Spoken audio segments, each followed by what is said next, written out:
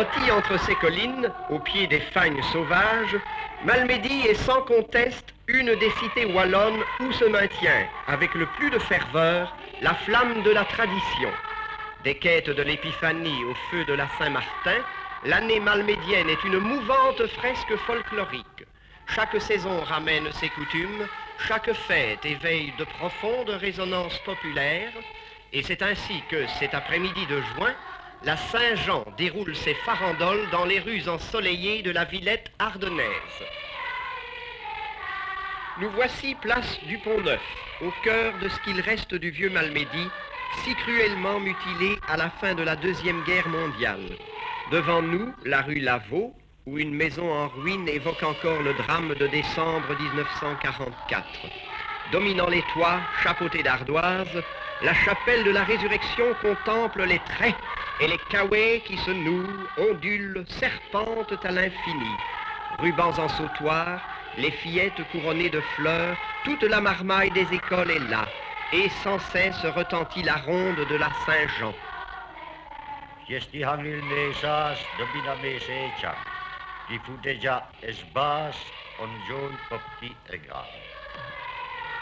Fêtons aujourd'hui la naissance du bien-aimé Saint-Jean qui, déjà en son berceau, fut une joie pour petits et grands.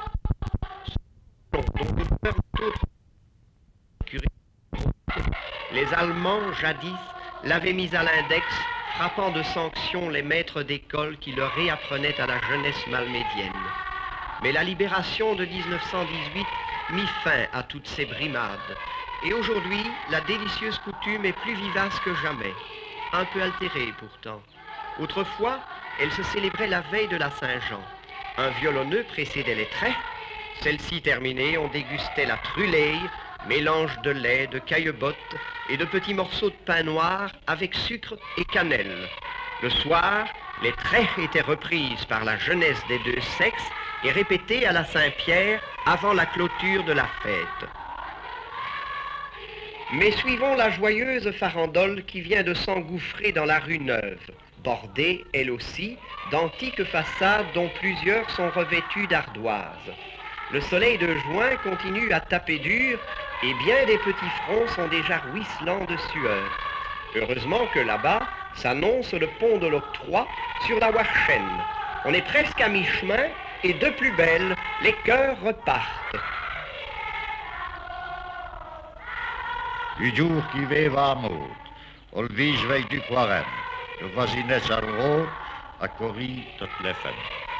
Avec la rue de la Tannerie, c'est un autre îlot de l'ancien Malmedy que traverse la pétulante jeunesse.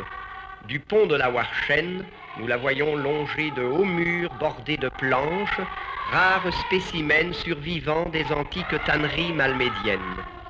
Elle s'éloigne vers la place Saint-Géréon, ombreuse à souhait, où se dressait, il y a un siècle un quart, l'église paroissiale du même nom.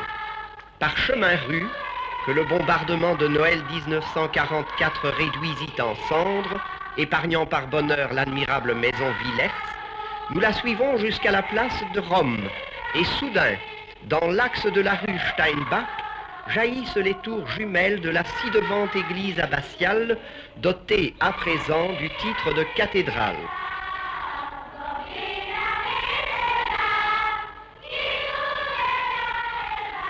Un bâtiment très 18e siècle, que les Malmédiens ont baptisé Ponctum. Au-dessus, la frange toute proche des collines de la Warche. Au premier plan, des tilleuls séculaires. Nous sommes place du Châtelet, au pied des tours blanchâtres de la cathédrale, à 2 pas de l'ancienne abbaye bénédictine. En ce lieu, à la fois empreint de poésie et chargé d'histoire, l'émouvante tradition prend tout son accent. Nulle part ailleurs on ne plonge plus profondément dans le passé de Malmedy.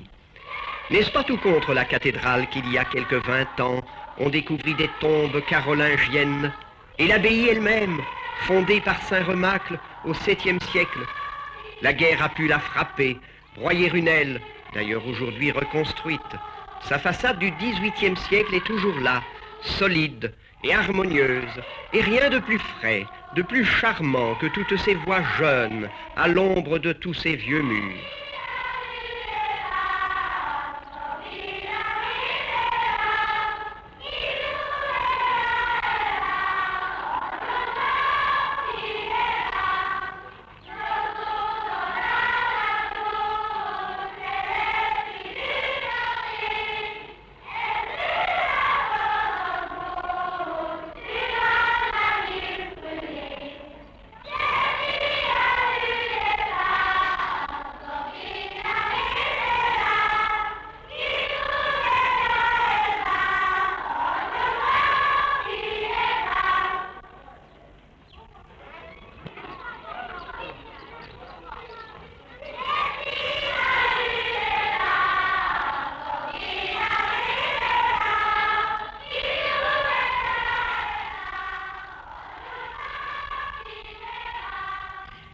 pour terminer, voici la rue Steinbach. Un violent contre-jour détache vigoureusement les silhouettes et semble auréoler chaque front. Au loin, vers la place de Rome, c'est un poudroiement d'or. Elles touchent à leur fin les traits de 1949. Aussi, plus vigoureuse, plus alerte, monte une dernière fois la ronde de Saint-Jean.